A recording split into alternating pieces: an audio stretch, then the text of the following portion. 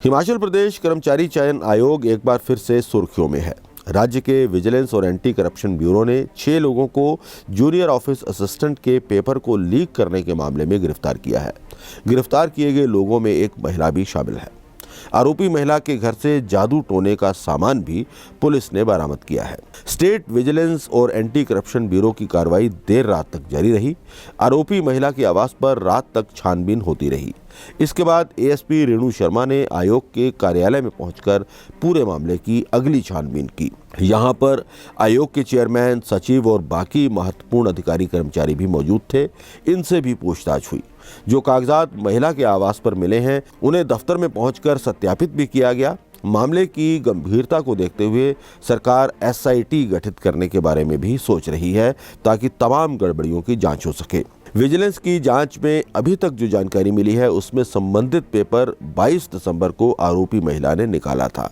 अब देखना यह है कि जिस अलमारी में से इसे निकाला गया, जिसकी वजह से यह मामला चर्चा में हुआ, वहां ये कैसे हुआ और इसका खुलासा अब जांच में होगा। सूत्रों के मुताबिक सीक्रेसी ब्रांच के सीसीटीवी कैमरे भी खराब हैं। ये कब से खराब हैं इसकी जानकारी तो नहीं मिल पाई है, लेकिन बताया जा रहा है कि पुरानी सीसीटीवी फुटेज खंगाल कर कई और चीज़ों का पता चल सकता है। इस ब्रांच में क्या होता आया है, कौन कौन इसमें शामिल होते थे, कब कब क्या क्या रहता था, इसका पता भी चलेगा। अब ये सवाल भी बना हुआ है कि सीसीटीवी कैमरे खराब आखिरकार कैसे हुए, इस पर भी जांच होगी। आयोग में जनवरी 2017 से जितेंद्र कंवर ही सचिव हैं। इनकी बदली कभी नहीं हुई, लेकिन सीक्रेसी ब्रांच में 2019 से आरोपी महिला की इसलिए कारगुजारी को लेकर सवाल उठाए जा रहे हैं। प्रदेश सरकार इतने लंबे समय तक एक ही पद पर, वो भी आयोग जैसी महत्वपूर्ण संस्था में 6 सालों तक यदि एचए स्तर के एक ही अधिकारी को तैनात रखेगी तो सवाल उठेंगे ही। छानबीन में इस बात का भी पता चला है कि आरोपी महिला JOAIT के एक अन्य मामले में भी संदेह के दायरे में है। यह मामला सुप्रीम कोर्ट में पेंडिंग है। सूत्रों का कहना है कि इसमें भी पेपर निकाले जाने के मामले की छानबीन अगर की जाएगी तो इस महिला की संलिप्तता पाई जा सकती है। जानकारी के मुताबिक इस मामले पर भी आयोग की भीतरी व्यवस्था में पहले से ही चर्चा थी, लेकिन इसे लेकर जांच करवाने और एक्शन लेने की भूमिका किसी ने भी नहीं निभाई। इस वजह से अब ये भंडाफोड़ हुआ है। अब मामला तो जांच का ये भी बना था कि महिला के करीबी 3 अभ्यर्थी किस तरह से अलग अलग टेस्टों में टॉपर रहे हैं। प्रदेश भर में 476 सेंटर्स पर रविवार को पेपर होना था। वहां से अब पेपर वापस मंगवाए जा रहे हैं। ये तमाम पेपर संबंधित ट्रेजरीज में जमा करवाए जाते हैं और रविवार के रोज सुबह ही वहां से निकालकर इन्हें सेंटरों तक पहुंचाया जाता है। अब क्योंकि पेपर रद्द हो चुका है, इसलिए आयोग ने इन तमाम पेपर्स को ट्रेजरीज में वापस मंगवाने के लिए प्रक्रिया शुरू कर दी है, क्योंकि आयोग के जिम्मेदार लोग अलग अलग जिलों में इन क्वेश्चन पेपर्स को लेकर गए हुए हैं। आयोग को एफआईआर की कॉपी अभी नहीं मिली है। इसके मिलते ही संबंधित आरोपी महिला को सस्पेंड कर दिया जाएगा। आयोग के चेयरमैन संजय ठाकुर ने इसकी जानकारी देते हुए कहा है कि प्रक्रिया एफआईआर की कॉपी मिलने के बाद ही शुरू होगी। पुलिस विभाग की और मुख्यमंत्री जी की सोच की वजह से और उनके अलर्ट की वजह से ये संभव हो पाया है कि आज हमने जो है एक बहुत बड़ा स्कैम होने से पहले ही ट्रेस कर दिया और ये आगे पेपर बिकने का जो काम था और जो ऐसे लोग थे वो पकड़ में आ गए। उनके अगेंस्ट जो है कानूनी कार्रवाई पुलिस डिपार्टमेंट एफआईआर दर्ज करेगा। आगे इन्वेस्टिगेशन में और फैक्ट्स निकलेंगे कि कौन और लोग हैं, कितने और लोगों से संपर्क हुआ, ये सारी बातें खुलती जाएगी। इसके लिए आपको थोड़ा इंतज़ार करना पड़ेगा।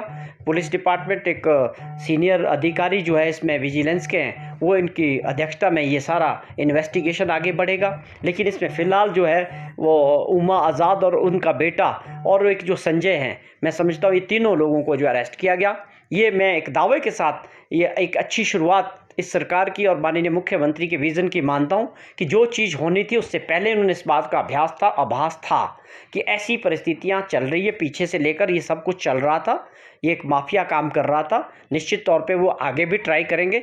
तो ये उनकी सोच की वजह से आज ये संभव हो पाया कि हमें आज बहुत बड़ी सफलता मिली। हमारे लिए गर्व का विषय है कि इस पेपर को लीक होने से पहले ही हमने जो ऐसे लोगों को पकड़ा है और उनके ऊपर पुलिस अपनी अगली कार्रवाई कर रही है।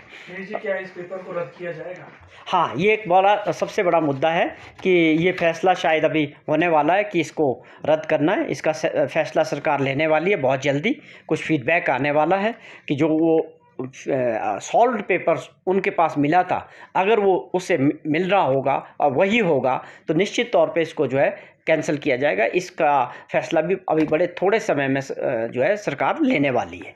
तो अपने आप में एक बहुत बड़ी उपलब्धि इस सरकार की 10 दिन की जो सरकार हिमाचल प्रदेश में कांग्रेस पार्टी की माननीय मुख्यमंत्री ठाकुर सुखविंदर सिंह जी की अध्यक्षता में है, मैं उनकी सरकार की एक पहली बड़ी उपलब्धि मानता हूं कि आज उनकी विज़न की वजह से और सोच की वजह से एक बहुत बड़ा स्कैम जो एक पूरे लगातार निरंतर पिछले सरकार में हिमाचल प्रदेश की बदनामी का कारण बना था, आज हमें इस बात की सफलता हुई। ये हमारी सरकार की पहली बहुत बड़ी अचीवमेंट है। पूरा नेटवर्क बना दिया सर्विलेंस पे, उसका नंबर डाल के उसकी सारी कॉल जो संजय की थी वो ट्रैप कर दी गई और उसकी वार्तालाप को सारा रिकॉर्ड किया गया और उसके ब्याह पे फिर उससे अभिलाष को विजिलेंस के अधिकारियों के साथ संजय से मिलने का पूरा एक प्लान बनाया गया और उस प्लान के तहत मीटिंग हुई। उसमें ये बात तय हुई थी कि अभिलाष ने कहा था कि मैं आपको 50,000 रुपया दूंगा और बाकी आपको मैं पेपर देखने के बाद दूंगा और बाकी फाइनल जो पेमेंट होगी जब मैं पास होऊंगा फाइनल पेमेंट मैं आपको करूंगा। इस बात के लिए संजय जो है तैयार हो गया। तो जब ये ट्रैप किया गया तो ये सारी चीज़ें जो है रंगे हाथों वो पकड़ा गया विद कैश। ये सारा घटनाक्रम हमीरपुर के अंदर हुआ और फिर जब बात आगे बढ़ी तो उसमें क्या था कि जो महिला थी संजय के साथ, जो एक महिला है वो खुद एक सीनियर सुपरिटेंडेंट सेक्रेसी ब्रांच में HPSSC में मुलाजिम है, वो वहाँ काम करती है जो महिला है। ये उसके द्वारा ये पेपर जो है वो ले गई, वहाँ गए, उसका बेटा भी उसमें इन्वॉल्व था।